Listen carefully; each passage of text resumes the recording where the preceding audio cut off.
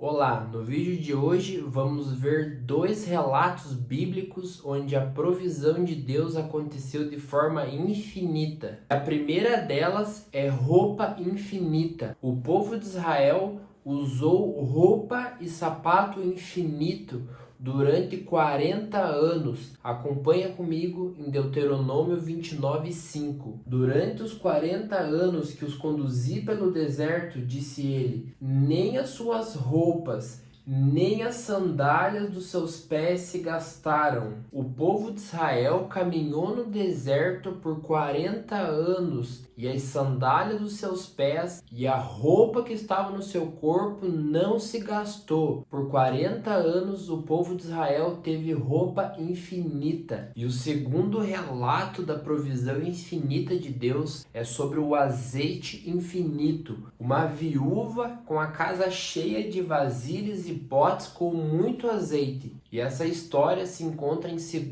Reis, capítulo 4, do versículo 1 até o 7. Acompanha comigo essa história. Certo dia, a mulher de um dos discípulos dos profetas foi falar a Eliseu: Teu servo, meu marido, morreu, e tu sabes que ele temia o Senhor. Mas agora veio um credor que está querendo levar meus 2 filhos como escravos. Eliseu perguntou-lhe: Como posso ajudá-la? Diga-me o que você tem em casa. E ela respondeu: Tua serva não tem nada, além de uma vasilha de azeite. Então disse Eliseu: Vá pedir emprestadas vasilhas a todos os vizinhos, mas peça muitas. Depois entre em casa com seus filhos e feche a porta. Derrame daquele azeite em cada vasilha e vá separando as que você for enchendo. Depois disso, ela foi embora. Fechou-se em casa com seus filhos e começou a encher as vasilhas que eles lhe traziam.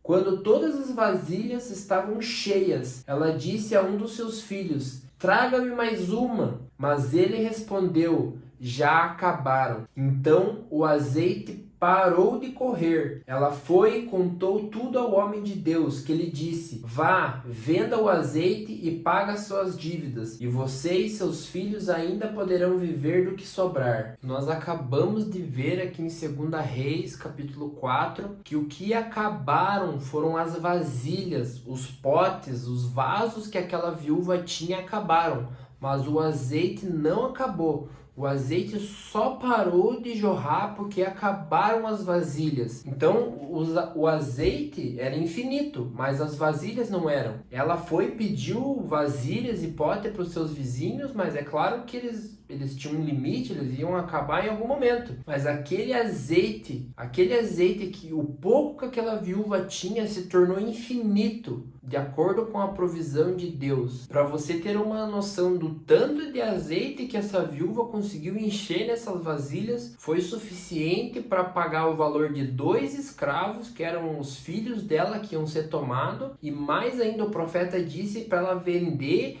e se sustentar, no caso uma viúva e 2 crianças, com o valor, do dinheiro desse azeite. E ainda falando sobre provisão de Deus, o povo, quando estava no deserto, Deus enviou bolo de mel para que eles comessem e se fartassem durante esse tempo no deserto. Acompanhe comigo essa história. Em Êxodo 16:4, Deus diz a Moisés que vai fazer chover pão no céu. Acompanhe comigo essa leitura. Êxodo 16:4. Disse, porém, o Senhor a Moisés: Eu lhes farei chover pão do céu. O povo sairá e recolherá diariamente a porção necessária para aquele dia. Com isso, eu os porei à prova para ver se seguem ou não as minhas instruções. E ainda em Êxodo 16, agora no verso 14 e 15. Depois que o orvalho secou, flocos finos, semelhantes à geada, estavam sobre a superfície do deserto. Quando os israelitas viram aquilo, começaram a perguntar uns aos outros: O que é isso?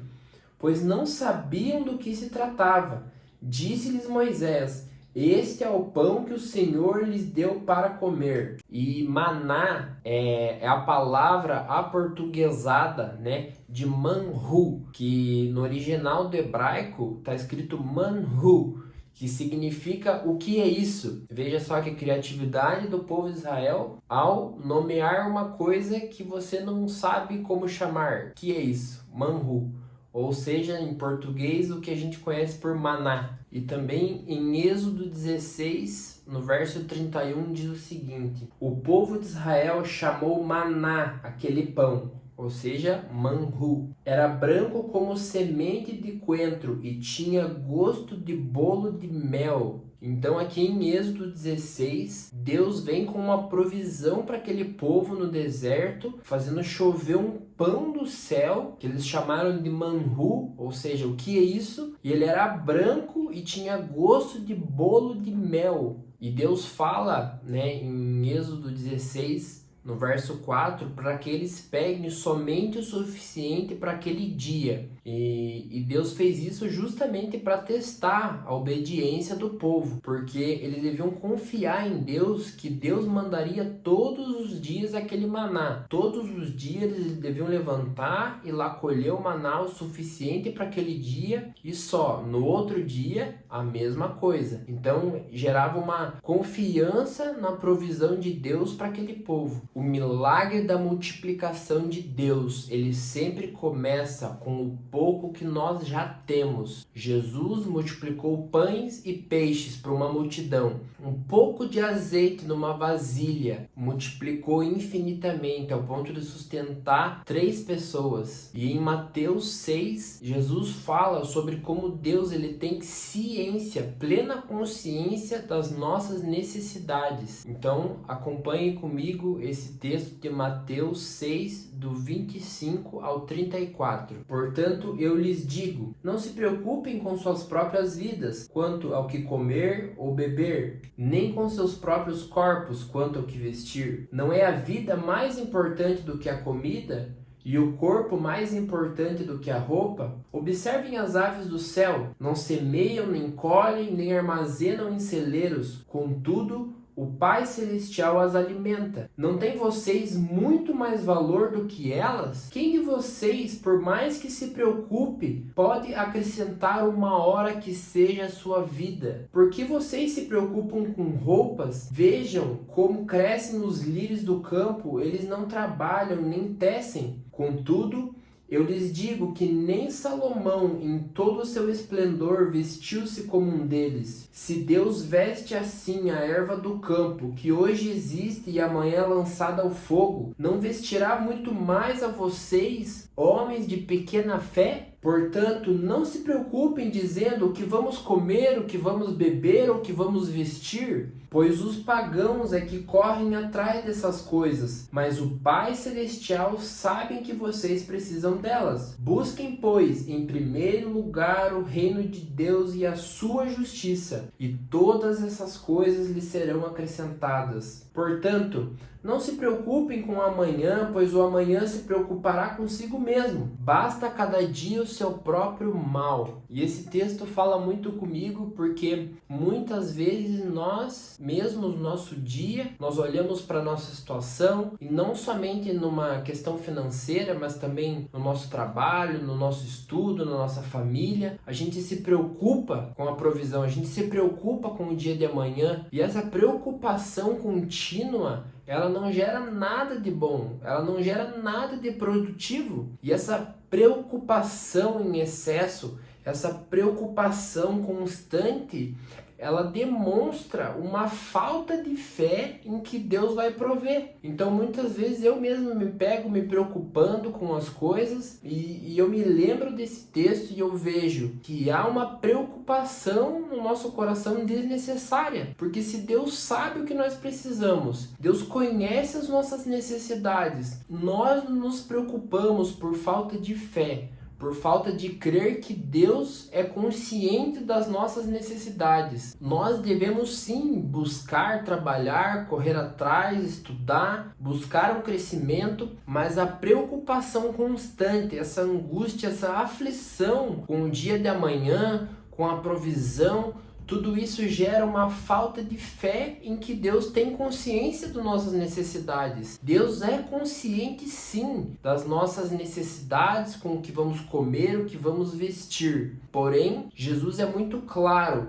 há algo que nós devemos buscar em prioridade. E com isso, eu quero dizer para você, coloque nos pés do Senhor as suas preocupações com o dia de amanhã, com o seu trabalho, com o que você vai comer, com o que você vai vestir. Busque em primeiro lugar a comunhão, busque em primeiro lugar o reino, porque Deus sim, Ele se importa. Deus sim, Ele tem consciência daquilo que nós precisamos, mas há uma ordem de prioridade naquilo que nós devemos ocupar a nossa mente, com aquilo que nós devemos buscar. E Jesus diz: busquem, pois, em primeiro lugar o reino de Deus e a sua justiça, e todas essas coisas lhes serão acrescentadas. E eu quero deixar vocês com essa palavra de provisão de Deus e que você realmente entregue as suas preocupações com o dia de amanhã nos pés de quem realmente pode resolver, que é Deus. Eu espero que esse vídeo tenha tocado o seu coração. Não se esqueça de se inscrever no canal e até o próximo vídeo. Falou!